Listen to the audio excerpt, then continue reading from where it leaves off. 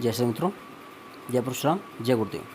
मित्रों, आज मैं जानकारी लेके आया हूँ सर्वपितृ अमावस्या के बारे में कि इस दिन आपको क्या क्या उपाय करने हैं।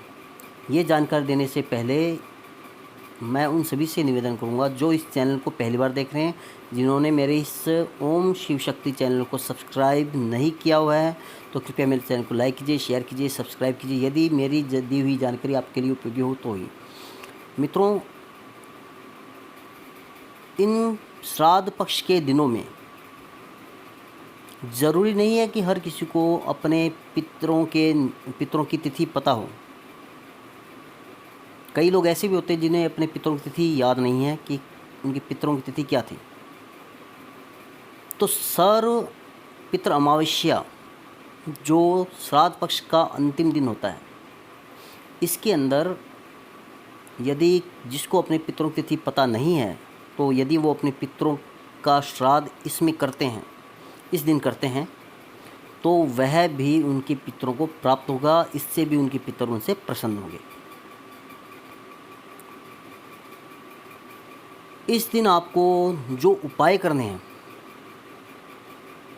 यह उनके लिए भी बता रहा हूँ जिनको यदि तिथि पता है, वो जिनको तिथि नहीं पता है, दोनों के लिए बता रहा हूँ, दोनों कर सकते हैं। क्योंकि इस दिन एक विशेष योग बन रहा है जो सूर्योदय से लेकर शाम के 4:30 बजे तक गज छाया योग बन रहा है, जिसमें जो भी पुण्य कर्म किए जाते हैं उनका पुण्य फल हज़ारों गुना प्राप्त होता है। उनसे यदि वो पितृदोष यदि किसी के भी है, पितरों को जो प्रसन्न करना चाहते हैं, तो आज के दिन जो भी पूजन कर्म किए जाएंगे, पुण्य कर्म किए जाएंगे, तो वह पुण्य कर्म हज़ारों गुना फल देगा और इनसे उनके पितर प्रसन्न होंगे। अब पहला उपाय आपको जो करना है वो मैं बता रहा हूँ। जैसे कि मैंने ये बताया कि गज छाया योग बन रहा है, तो इस दिन आपको अपने पितरों के निमित्त श्राद्ध करना है।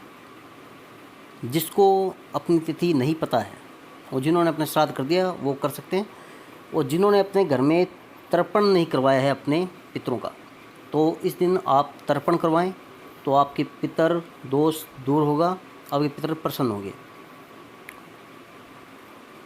यह तो पहला उपाय है। दूसरा उपाय ये करना है कि आपको आज के दिन, जैसे आपने भोजन बना लिया, तो उसके बाद में आपको क्या करना है कि एक मीठी रोटी बनानी है।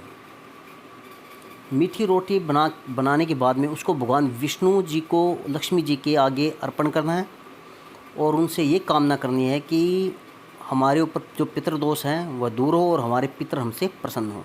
क्योंकि भगवान विष्णु और लक्ष्मी जी को पितृदेव कहा गया है। यदि उनके निमित्त हम कोई भी पूजन करेंगे, जो भी हम श्राद्ध पक्ष में जो भी उनके निमित्त हम दान धर्म उनकी सेवा करेंगे, वो उसका जो फल है वो हमारे पितरों को भी प्राप्त होगा। इससे हमारे पितर प्रसन्न होंगे। दूसरा ये हो गया। तीसरा आपको ये करना है कि आज के दिन आपको गाय को चारा देना है। कुत्ते को यदि मीठी रोटी दे सकते हैं, मीठी रोटी दीजिए। कौवे को श्राद्ध में जो रोटी निकालते हैं वो दीजिए। और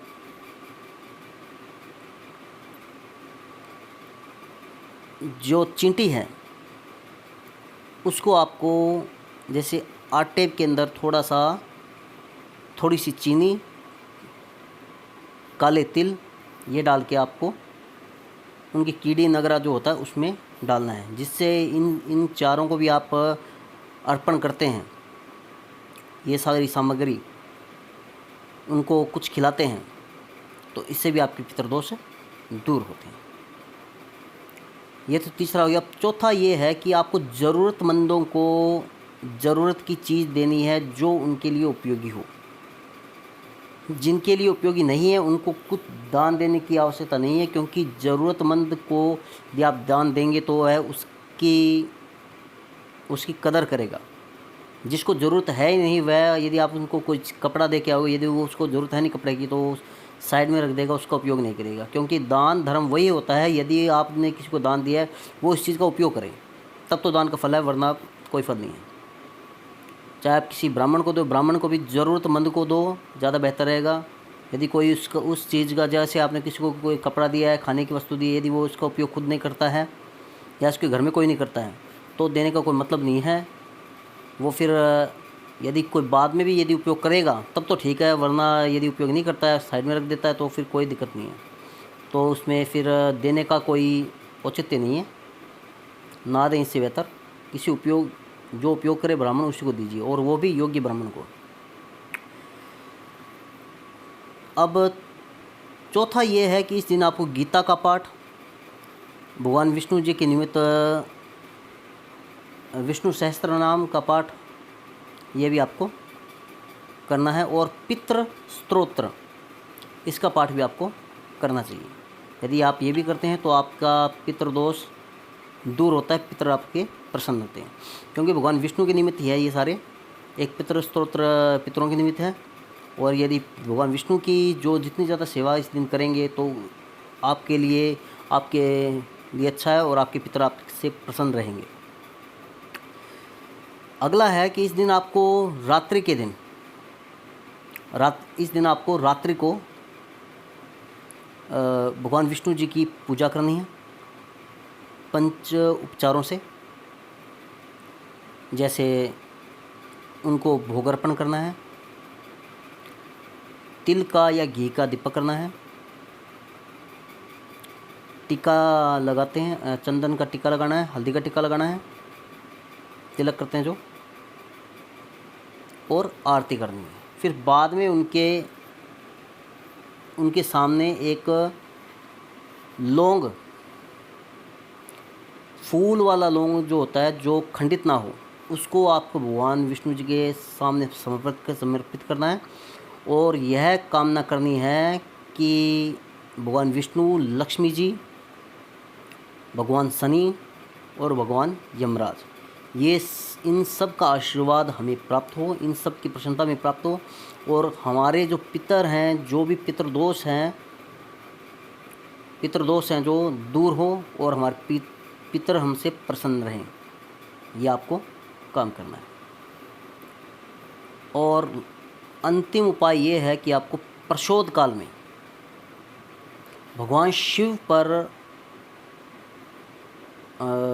शिव का पूजन करना है, जिसमें 5 बेलपत्र और जल, केवल भगवान शिव का यही आप पूजन करते हैं तो इससे भी भगवान प्रसन्न हो जाते हैं। भगवान शिव की भी पूजा की जाए तो इससे भी पितृदोष दूर होता है, काल सर्प दोष दूर होता है।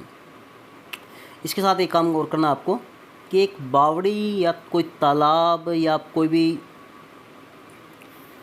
जैसे कोई कुआं है कहीं पे, वहाँ पर आपको जाके एक तेल का दीपक करना है दक्षिण दिशा की ओर मुँह करके। तो इससे आप पर जो भी पितृदोष हैं वो दूर होगा, पितर आपसे प्रसन्न रहेंगे, यमराज की कुदृष्टि आप पे नहीं रहेगी, अकाल मृत्यु का दोष दूर होगा। इस प्रकार से ये कुछ उपाय हैं आपको सौर पितर अमावस्या के दिन करने हैं, क्योंकि इस दिन गज छाया योग बन रहा है। यदि आप ये सब करेंगे तो आपके घर में जितने भी कष्ट, दुख, पितृदोष, कालसर्प दोष और अकाल मृत्यु का भय, वो सब दूर होगा। तो ये जानकारी यदि आपको अच्छी लगे तो कृपया मेरे चैनल को लाइक कीजिए, शेयर कीजिए, सब्सक्राइब कीजिए। जय श्री राम, धन्यवाद।